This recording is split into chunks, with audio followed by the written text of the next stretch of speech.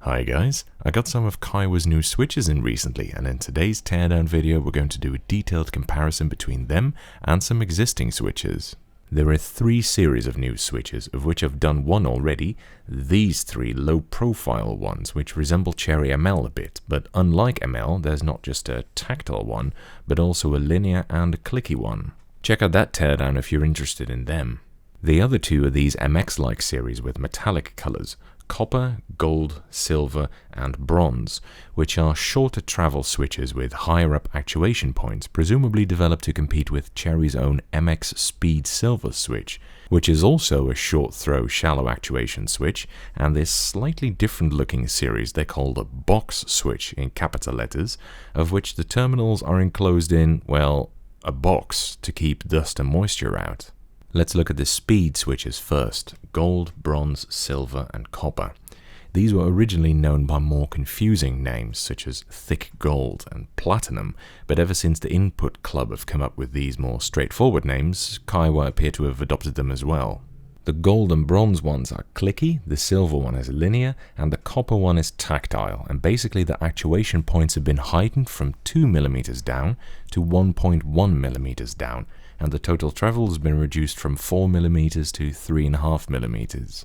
This higher up actuation is quite simple to accomplish. The way that these switches work is that these cams on the sliders of MX type switches keep this folded leaf spring away from a stationary terminal, preventing it from closing a circuit, and then when you press a key, the cam moves out of the way and the bent contact leaf is allowed to touch the contact plate.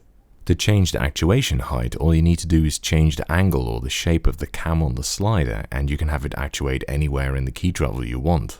The idea behind this is that for gamers, a higher up actuation point corresponds to faster actuation, and therefore a quicker response to your inputs. Other than this actuation point change, the silver and copper switches are much the same as the currently existing MX design, but the gold and bronze switches deserve some more attention. The gold one actuates at 1.4 rather than 1.1 mm like the other speed switches, and it uses a traditional click jacket just like Cherry MX Blue, but the bronze ones use a metal click bar to make a clicky noise instead, and that actuates at 1.1 mm.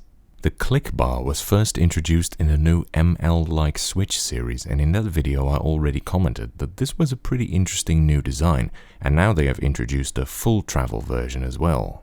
It makes a very different sound from the traditional MX clicky sound, which is rather high-pitched, rattly and plasticky. In fact, it's probably the worst sounding clicky switch I know. These click bar switches sound much louder and even more high-pitched, but it's a nicely sharp click with no rattle, and especially inside of a board, they sound quite nice.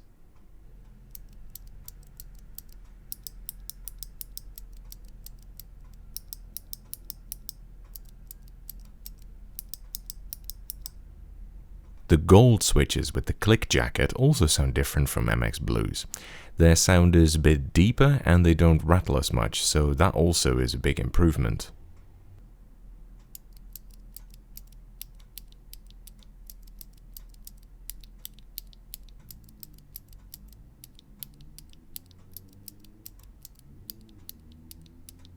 It's also worth noting that these click bar type switches, like the bronze switches, don't have hysteresis, unlike Cherry MX Blue and the gold switches.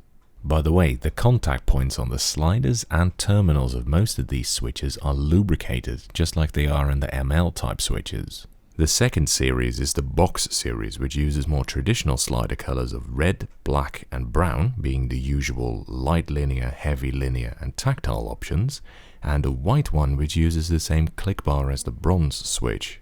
These switches have the terminals encased in a plastic box with a green pusher poking through. You can take the top of the box off to expose the terminals inside, and the idea is basically that this makes the switches water and dust proof. Now, considering the terminal's box can be opened and the green pusher pokes through a hole, I'm sure these terminals aren't actually waterproof, and even if they were, the mounting points wouldn't be, but I'm sure it's at least water and dust resistant, which is a nice feature.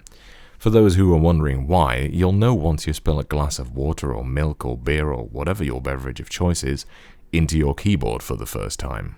These switches all have a slightly higher actuation point of 1.8mm and a slightly shorter travel of 3.6mm, but the main difference really is the box design. Again, I find the white switch to be the most interesting because of the click bar. See, Kaihua are one of the very few keyboard companies out there that are actually innovating right now, and I really like the result of this design. The key feels only subtly, but sharply tactile. You can push them down linearly if you want, and the tactility on the ML-like click bar switches is basically just linear, but these are definitely a bit snappier, and I prefer them to MX-like clicky switches for sure. There will be another video about these click bar Kailh switches at some point, but that will be after my holiday in September. The tactile and linear speed switches have 6 parts each, the gold and bronze switches have an additional clicker, so 7 parts, and the box switches have an additional pusher and box part for 8 or 9 parts each. That's it for this teardown video. I hope you enjoyed it, and see you next time.